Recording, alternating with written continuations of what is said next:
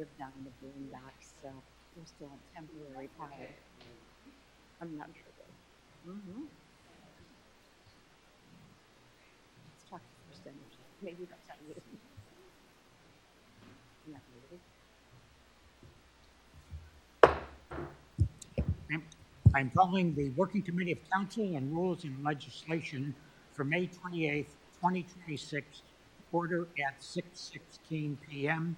If you have any electronic devices, please either turn them off or put them on silent mode. And Council Clerk, would you please take the roll? Council President Klein. Present. Councilman Connect. Present. Councilwoman Miller. Present. Councilwoman Sebo. Present. Council Vice President Taylor Draper. Present. Councilwoman Belich. Councilman Jarmus Gavage Gabers regrets. We also have with us this evening Finance Director Scott and Law Director Kennedy. We'll get in then. First up, we have Ordinance 2026-036 on second reading. Council Clerk, please read the caption. An ordinance authorizing the mayor to sign any and all necessary documents to secure the purchase of a ballistic armored tactical transport armored rescue vehicle for the City Police Department from the Armored Group 5221 North Saddle Rock Drive, Phoenix, Arizona 85018 for the estimated purchase price of $381,140 and declaring an emergency. Now, before opening it up for any questions or comments, Police Chief Nagley did provide some additional information. There were a few questions at our last meeting, and just to go over those, there was a question raised about insurance costs on such a vehicle. The chief checked and was told by our insurance carrier that there would be a nominal increase over what the standard police vehicle would cost in terms of insurance. There was also a question about to what extent other cities in the western end of Lake County, or anywhere for that matter, had pieces of equipment which they owned but were used or available for other police departments to use. He said that Willoughby has several transport vehicles that are used by other police forces. He said Willowick has a different type of ballistic vehicle, not comparable for the same purposes as the one we're looking at here, but a vehicle that is available from other departments to use. And then there was a question raised, I believe it was in public portion, about if the purchase of this is coming through funds through the stationary photo op cameras, which are designated for student safety, whether it could be used for other purposes. And actually, the chief answered that question in the working committee earlier. And just to read what he said in this regard, let's see now.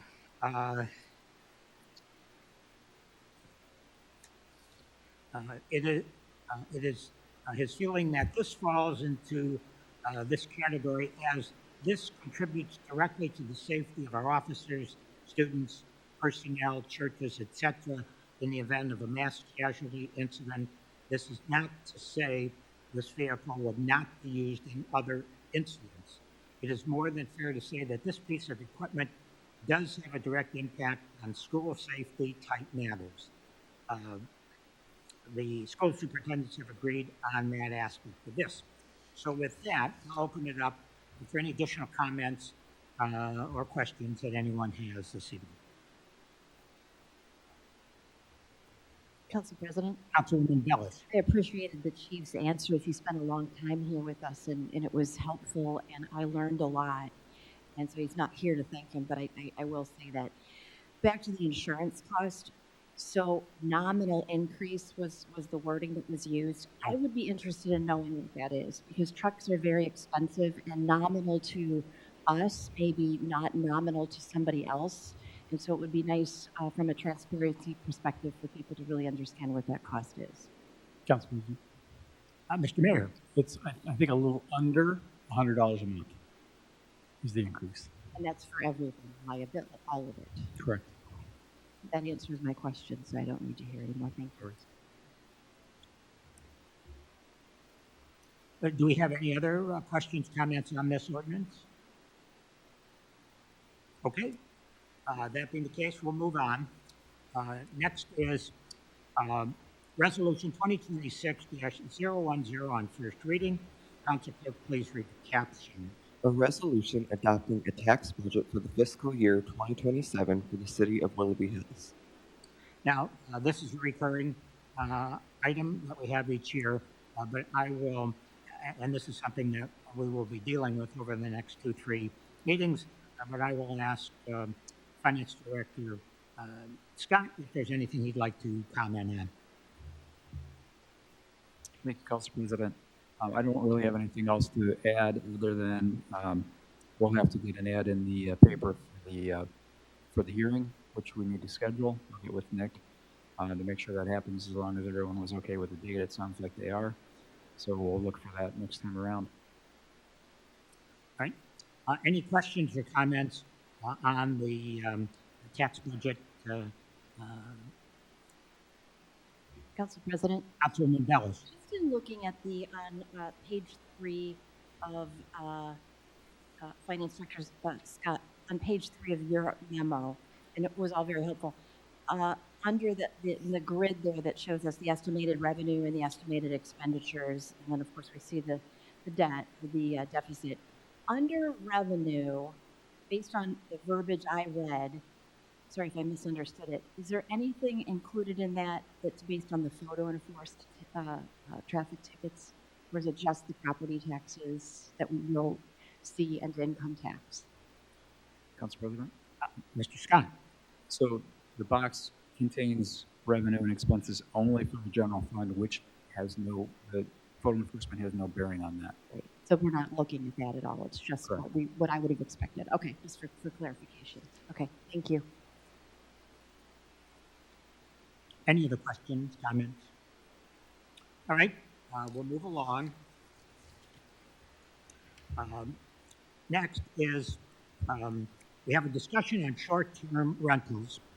This is a continuation of what we have started, I think, several meetings back. And what we have at this point is a proposal that I'd like to go into detail with. And just to, I'd like to start by saying, in essence, this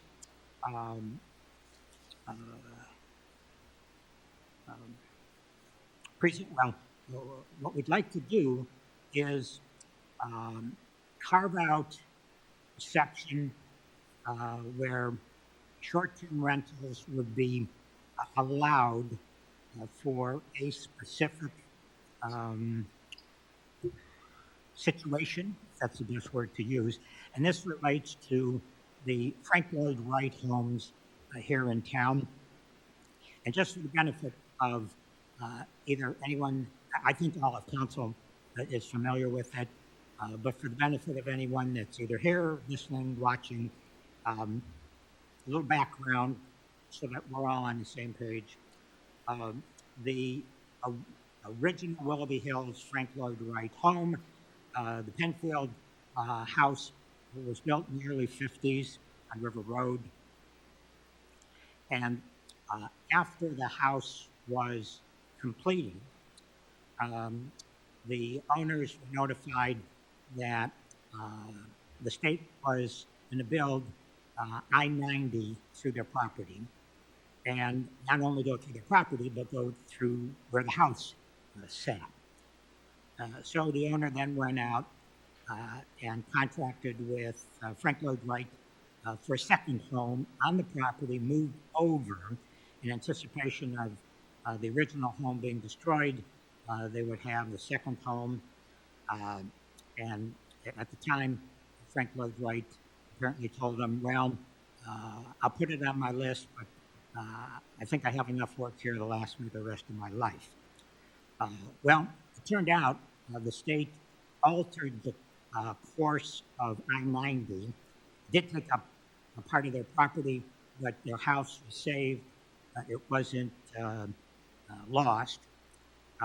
And then and that was in the 50s. Then at the end of the decade, the Penfields received in the mail a package containing another set of blueprints and all the necessary documents and forms to build a second home. And as it turned out, Frank Lloyd Wright completed the design, blueprints, specifications for the home, and it was actually sitting on his workbench, and then he passed away. So they sent the plans on to the Penfields, and that's where they remained for the next 65, 70 years. And then a few years, well, I think it was probably around 2018 or 2019, the property changed hands. The Penfield family sold everything there, the land, all the land. There was still a lot of land. The Penfield home, the plans for another Frank Lloyd Wright home to Sarah Dykstra. And I think everyone here saw the TV series that ran last year or the year before about the construction of a second Frank Lloyd Wright home, which actually was the last home designed and built for the exact location where Frank Lloyd Wright had envisioned it. And that home was put up. So now there's 2 Frank Lloyd Wright homes on River Road. And they have been and they wish to continue to operate as short-term rentals. Then at the same time, the city was involved in a lawsuit over short-term rentals. A party conducting a short-term rental operation on Millgate ended up suing the city over it. He didn't prevail. The court ruled that the city's zoning code did not specifically state that short-term rentals were allowed, so therefore they're not allowed, and that's where we currently stand. But the 2 Frank Lloyd Wright homes really are, a gem for us to have those homes situated here. And actually,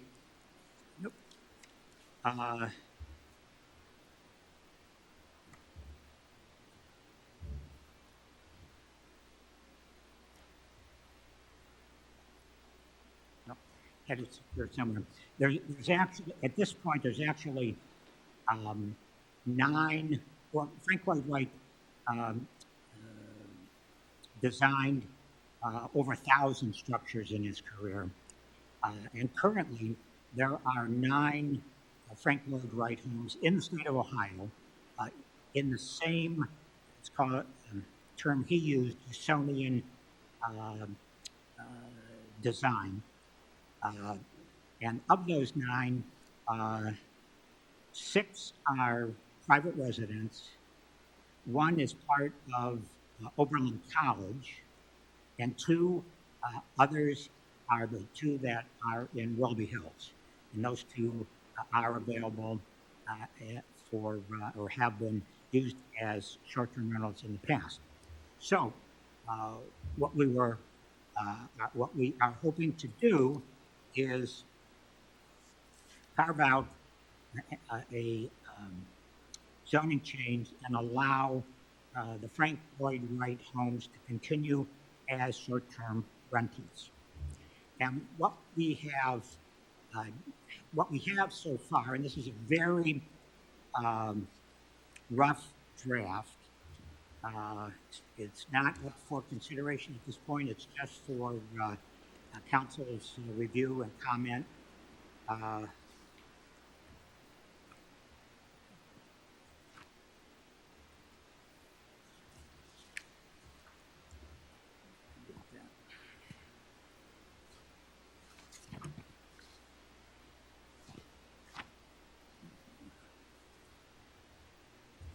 Um, and in essence, um, well, the bulk of this ordinance that was actually created in 2021 by Law Director Lucas, um, creating a ordinance for short-term rentals, establishing controls and regulations. We have taken this as the framework and changed some of the qualifying factors in it. Um, and I would refer you to the sec- sec- third page, where we have definitions. And the last two were added, K and L. And what we're trying to do, K defines, and the ordinance is now tailored to historic structures, historic properties, excuse me. The definitions that we added, historic properties, means any properties listed in the National Register of Historic Places. This is a listing maintained by the U.S. Department of Interior, and the structures having architectural significance, and also including any other properties affiliated with the listing properties. And the reason for that wording is uh, the Frank Lloyd Wright Penfield home is in the National Register of Historic Places. And it happens to be the only property in the city of Willoughby Hills that is in National Register.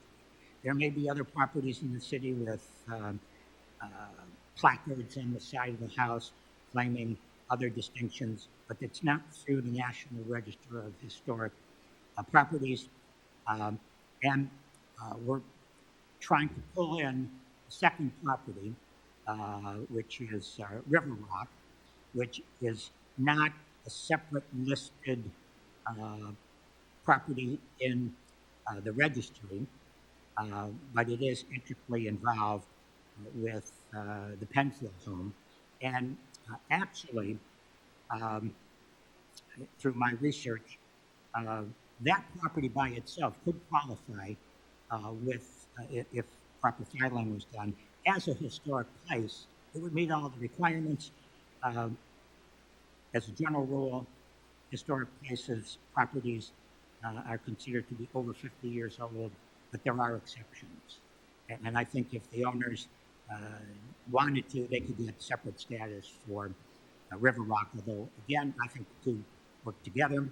And we also went further by specifying, because in K we talk about these structures having architectural significance, which is one of the qualifying factors for historic status.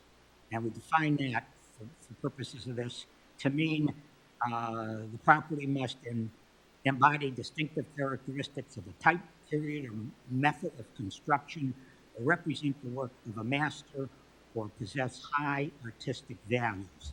Now that's coming right from the National Register. That's not something we put together. So in essence, this would be limiting the short-term rentals to only, at this point in time, these two structures, since they're the only two, Penfield is in the National Register, and again, River Rock is intricately connected to the Penfield home. So that's where we're getting this from. I would add that there is a precedent here in the city for this, because in 2005, there was an ordinance passed dealing with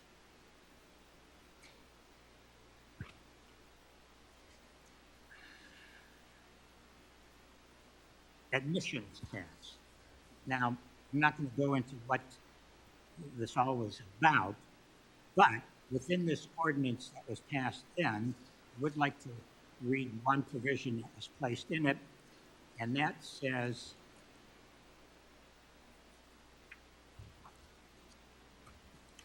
there were exclusions made as to um, uh, where the admissions tax would not apply. One of the specific exclusions that was added, and I'll read what it was: existing properties and or existing historical architectural sites or museums within the city named to the National Register of Historic Places with the exemption of this admissions tax. And that was done solely for the benefit of the Penfield home at that time. So, having said all that, I would like to open this up for discussion. And again, bearing in mind that what's here in this draft is just very rough.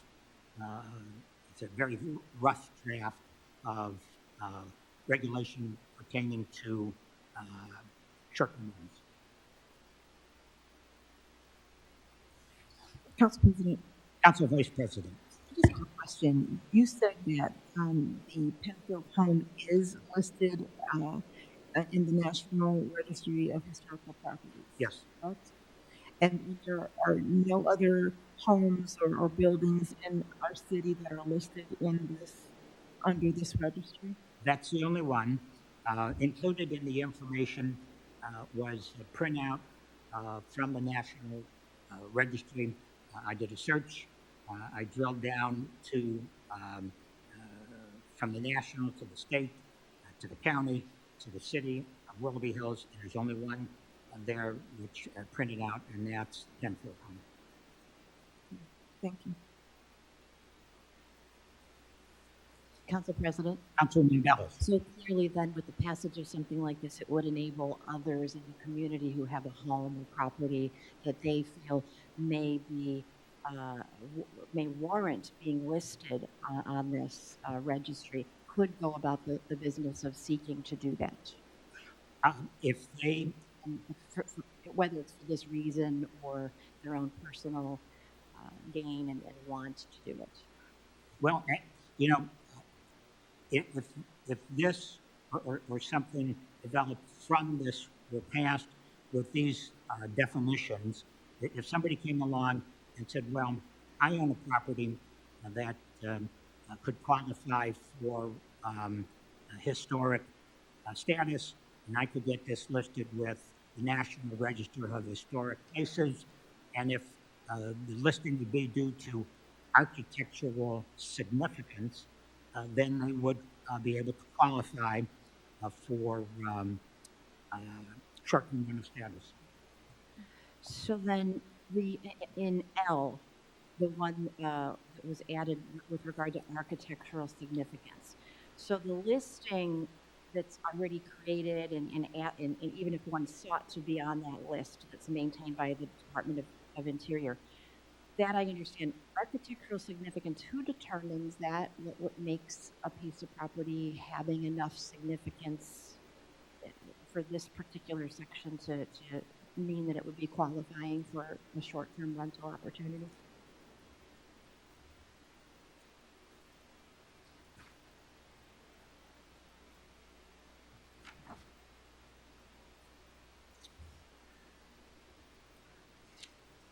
Now, that was coming right from the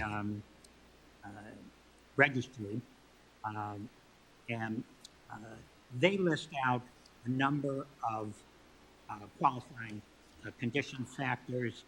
Let's see where I put that.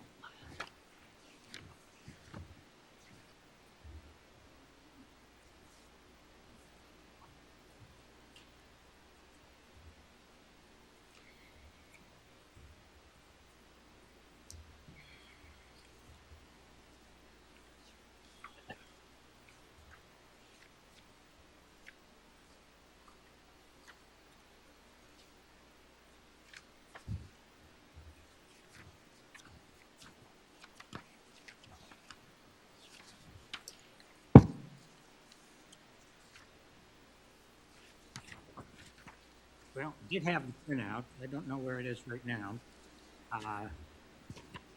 They listed out, there's probably 4, 5, 6 different qualifying factors. Um, and what we put down here was related to the architectural significance, but there were other factors um, that they also listed that could qualify for historical status. I apologize, I don't know what I did with it. I certainly will find that and get that passed along. But we were trying here to restrict it just to the architectural significance, because quite frankly, that's what makes Frank Lloyd Wright homes unique. I understand. Thank you.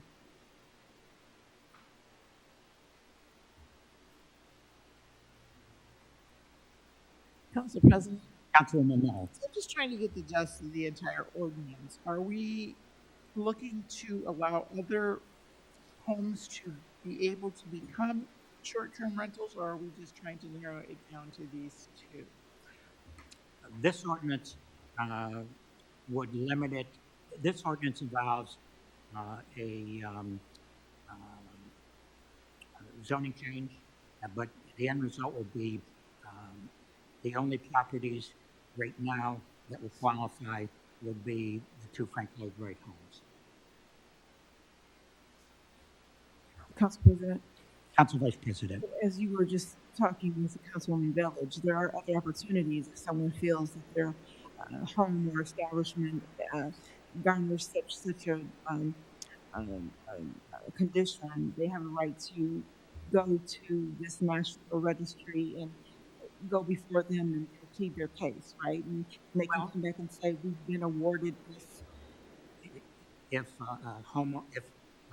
an individual owned a home and felt it was of historic significance and went through the procedure, and I don't know exactly what that procedure is, but if they did go through it and got the National Historic Register to admit them and that property being historical and qualifying under architectural significance, then they would meet the qualifications that we would be setting.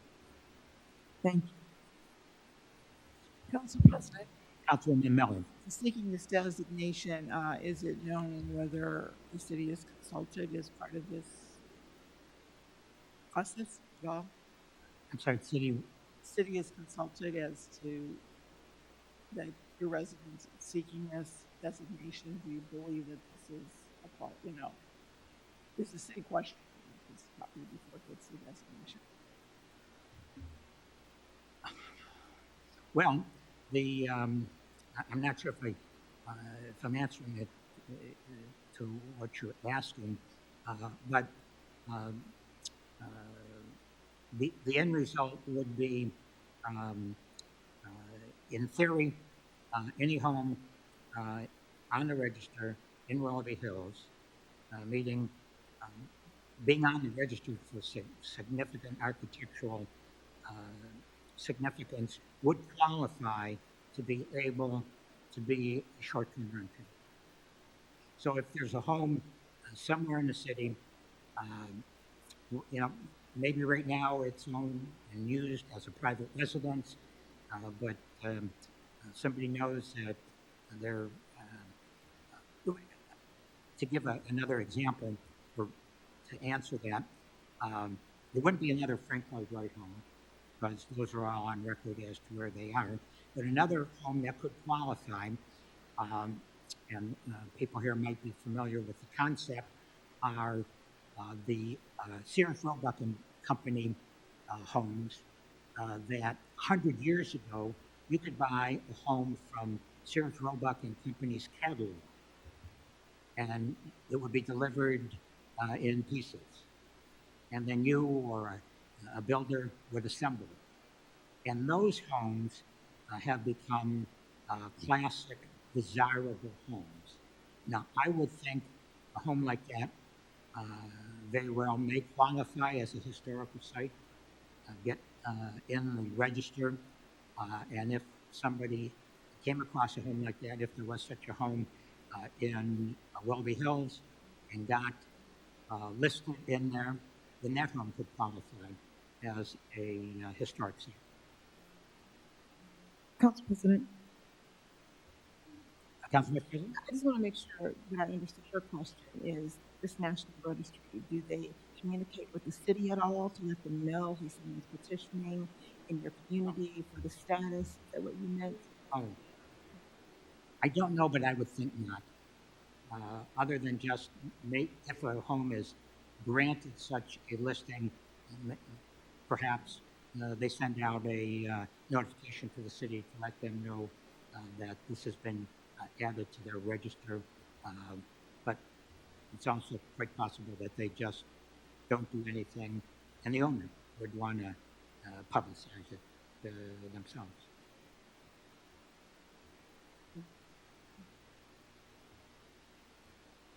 But also, I want to throw it out or ask again the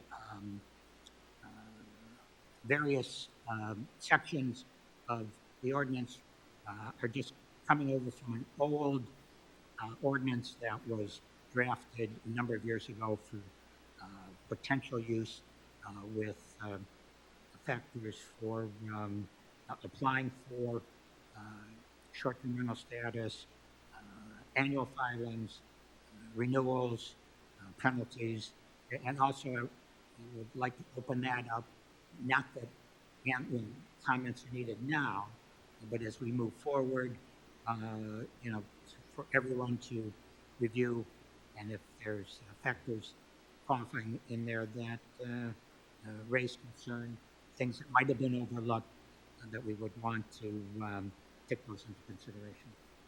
Council President, Mr. Mayor. not to muddy the waters, but I just wonder if this might be simpler, perhaps, if we, by way of example, let's talk about the two Franklin Wright houses right now. The Penfield house sits on almost 21 acres. The River Rock house sits on just over 9 acres. Both of these houses sit well beyond the minimum setback of 75 feet from the road. I just wonder if maybe a better way of doing this, since my understanding of the concern really is, these houses that sit right next to another house, and the disturbance of people coming in, going out, parking on the street, parking off property, potentially blocking roads, driveways, all kinds of manner of issues that could present themselves in a more standard, traditional neighborhood for Willoughby Hills. If that's the issue, if perhaps maybe just setting standards to say you can have a short-term rental in the city of Willoughby Hills, however, you must have a minimum setback of X from the road and X from every neighboring property and a minimum acreage of Y. And then, whether they're historic or not, we don't have to worry about whether it's historic and tracking that down and changing if things change. But I would guess there aren't a whole lot of properties that would meet certain criteria like that. And if the ones that are, more likely than not, are not going to impact the neighbors the way that people are concerned about, right? I think another good example, Julie, you guys have a property that sits way off the road, pretty far away from any neighbor. And not that you want to do that, but I'm just saying that would be another example of a property that would, I think, not impact any neighbors or have any concerns for neighbors, perhaps. So I just want to throw that out there as another maybe cleaner way of doing this, if that's what we're trying to accomplish, if that's what residents want, is just they don't want it right on top of their house where, their children might be interacting with people that they don't know and they're being interrupted by cars parking on their road and all the things that we've heard, right, in the past. So I just want to throw that out there as a consideration, since this is all being discussed. I think it might be cleaner that way, but maybe it's not what you're trying to accomplish all in all either. I don't really know. Thank you. Well, the only thing, what I would like to say to that, we've had a number of meetings, council, business subcommittee, BZA, dealing with short-term rentals, And I think the overwhelming numbers of residents that stood up and complained is that they were concerned about parties going on, people coming and going. It's just, and I, other than just my opinion, I would think the people that would want to rent a Frank Lloyd Wright home they are these are not party animals. They're not picking out. You're not going to have a very big party at a Frank Lloyd Wright home. A two-bedroom home isn't going to give you much opportunity there, and so if it's limited to structures like that, I think you have students of architecture, history, that want to experience the unique opportunity to spend a little time in such a home. Council President, I 100% agree with you. I think that's a very unique situation with the Frank Lloyd Wright houses, and I think that whether you write one like this or you write one the way I do, I think they would be included regardless, and it's not going to change the type of business they attract. Again, I don't know if the concern, let's say, for instance, you said, like I suggested, you have to be at least minimum, 500 feet from the road and a minimum of, 500 or 600 feet from any neighboring property. Maybe that, and all parking must be, on the property itself, right? It can't be on the public road. Maybe that would, because people aren't going to see it, more likely than not, in the certain situations that we will be talking here, they're probably not going to affect, that type of situation might not affect them. And so you don't impact the Frank Lloyd Wright houses. They would be included in such an ordinance. But it might also open it up to people who maybe have a larger property that would not be a negative impact on the neighbors. And maybe you even still, I think permitting is a good idea, so at least we know where they are. And maybe that's one of the things, if in the permitting process, that the neighbors must be notified and have an opportunity before they're approved for a permit like that to speak. And you may have neighbors on the other side that say, you know what, we don't really care, can't see the property, it's so far back. So I just throw it out there. It's entirely up to you guys how you want to handle it. I just want to say that, it's an option. It's potentially an option to make it cleaner and easier than trying to do all. I already see some of the questions coming with regard to the definitions and what the rabbit hole that could turn into potentially with people trying to decide this and that and how that is. So I just wanted to give you another option of what maybe might avoid all of those concerns if you just do it by distances and that kind of thing. Other comments? Council President, Council Vice President. just in response to that, I think from my memory, I know that there were concerns of loud music and loud voices and people who are partying and just don't care where they are and just don't give a damn about who's around them. I don't think 5 or 6 acres is going to stop that.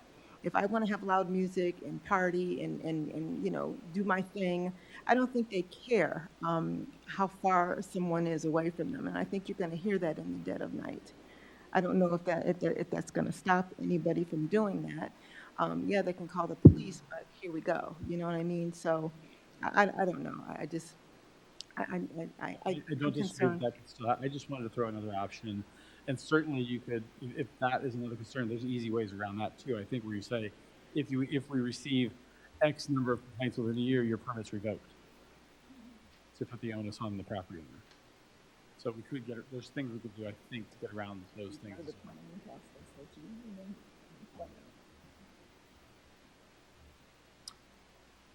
All right, well, if there's no other comments, I would like to continue this discussion at the next working committee, giving everybody an opportunity to absorb what's here and give it some thought. If there's changes, other proposals, then they should be brought forward, and we'll see what we can put together out of this. All right. Then,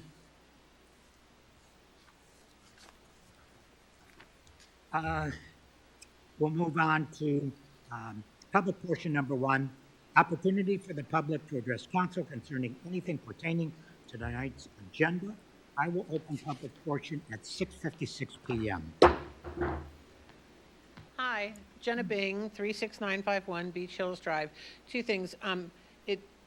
I have absolutely no problem restricting this to nationally registered houses.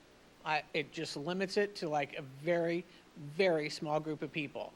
The reason I am against kind of just making it like, well, if you have a really big piece of property, you know, like the Bellich's piece of property or down River Road, her house is right there on the road, but she's got a bunch of property back there that she could turn her barn into a house or something and make it as a party place.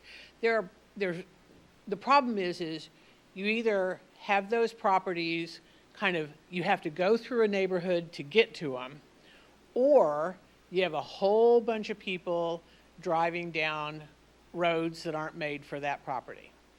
So these houses, I mean, they probably, when one on my street, I expect they probably had easy 80 people there at a party, and cars were parked all over the front lawn. Like, it was like a parking lot in the front lawn.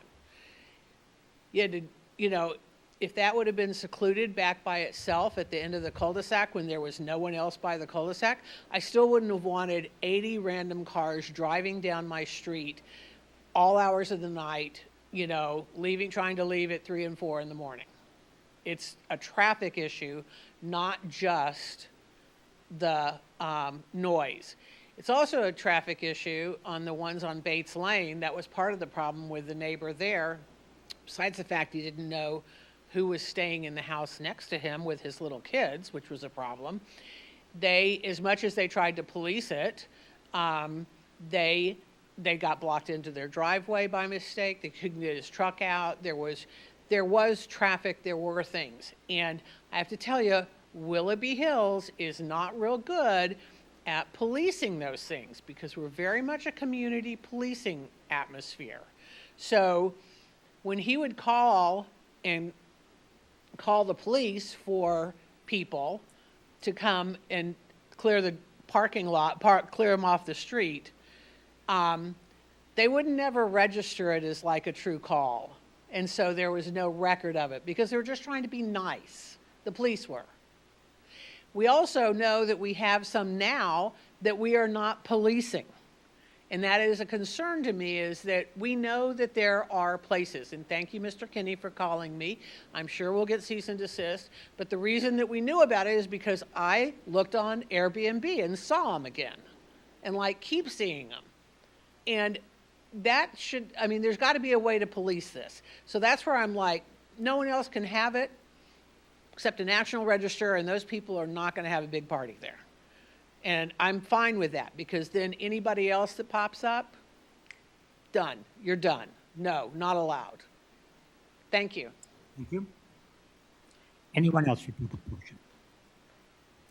I will close public portion at 6:59 p.m.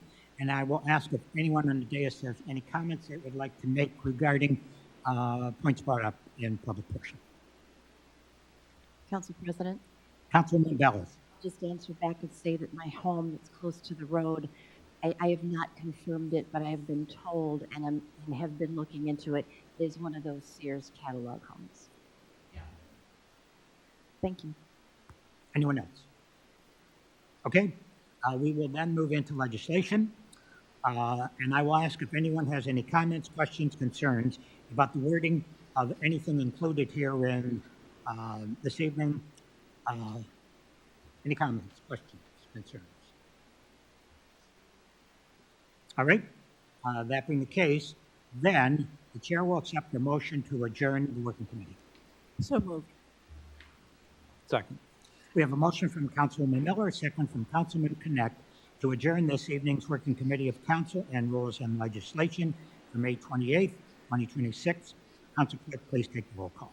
Council President Klein, Yes. Councilman Connect, Yes. Councilwoman Miller, Yes. Councilwoman Sivo, Council Vice President Taylor Draper, Yes. Councilwoman Village. Yes. The Working Committee of Council on Rules and Legislation for May 28th, 2026 is adjourned at 7:01 p.m. We will commence the regular meeting of council at 7:05. Thank you.